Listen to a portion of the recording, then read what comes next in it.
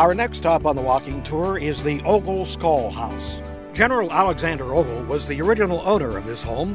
Ogle moved to Somerset from Maryland in 1795 and was a prominent figure immediately upon arrival.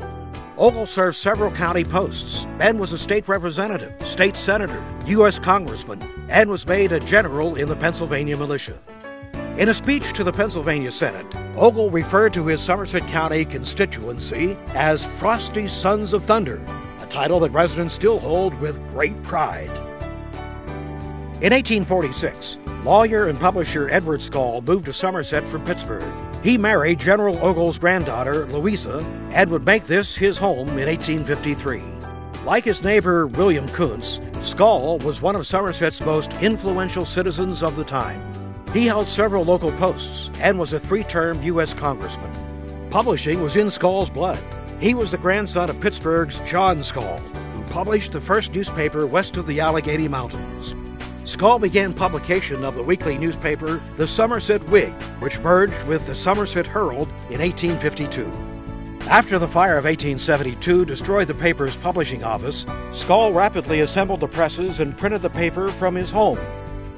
In 1898, Scull welcomed President William McKinley to his home, and the president toasted the end of the Spanish-American War during a celebration here. With the assistance of his son George and a few others, Edward Scull founded the First National Bank of Somerset. He was the bank's first president and held the office until his death at 82.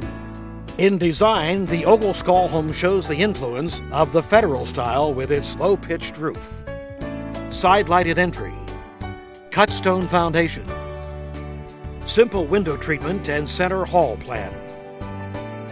The Ogle Scull House, now lovingly restored, is a private residence.